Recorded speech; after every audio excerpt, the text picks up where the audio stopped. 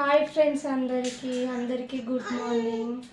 మా బాబుకైతే 6 months పడ్డాయి అన్నమాట. సో సెర్లాక్ తినిపిద్దామని చెప్పేసి అయితే మా ఆయన సెర్లాక్ తీసుకొచ్చిండు.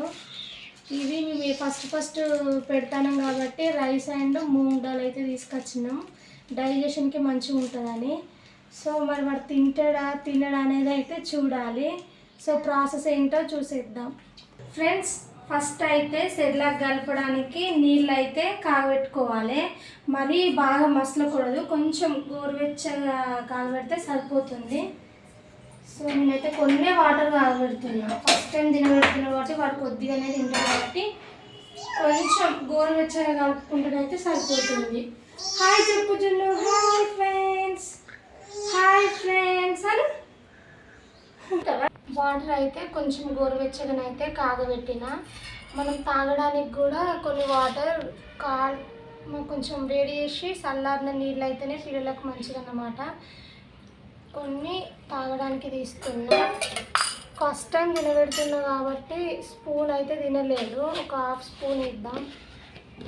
వాడు తినడా అనేది చూద్దాం. సో హాఫ్ స్పూన్ అయితే వేస్తున్నా. కొద్దిగా వాటర్ పోసుకుంటూ, ఫస్ట్ టైం తినబెడుతున్నాం కాబట్టి బాగా తిక్కువద్దు, కొంచెం పల్చగా ఉండేటట్టు మిక్స్ చేసుకోవాలి. కొద్దిగా వాటర్ పోసుకుంటూ మంచిగా బాగా తిక్కుగా ఉంటే మింగుడు పడదు. కొంచెం లూజ్గా వేస్తే మనకి మింగడానికి మంచిగా ఉంటుంది. సో ఇట్లా ఈ క్వాంటిటీ అయితే సరిపోతుంది. తినబెట్టేటప్పుడు అయితే అటు కింది సైడు తల పెట్టకూడదు. ఇట్లా తల పెడితే కొంచెం ఇట్లా మింగనీకి మంచిగా ఉంటుంది అన్నమాట. ఇట్లా కాళ్ళ మీద వేసుకొని కొద్దిగా తినబెట్టాలి.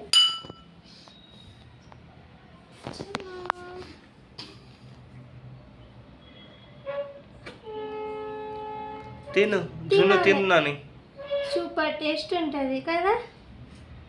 వెరీ గుడ్ జున్ను. హలో. తిను సూపర్ ఉంటుంది రా, తిను.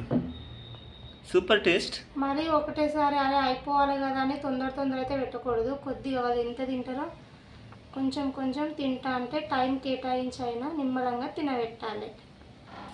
మధ్యలో కొన్ని వాటర్ వేయండి, కొంచెం మింగడానికి ఇబ్బంది అవుతుంది కదా.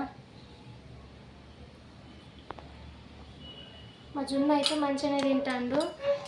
ఈ వీడియో అయితే మీకు నచ్చిందని అనుకుంటున్నాను. ఈ వీడియో నచ్చితే మా ఛానల్ని సబ్స్క్రైబ్ చేయండి. మాకు సపోర్ట్ చేసిన వాళ్ళు అవుతారు. ఓకేనా? బాయ్.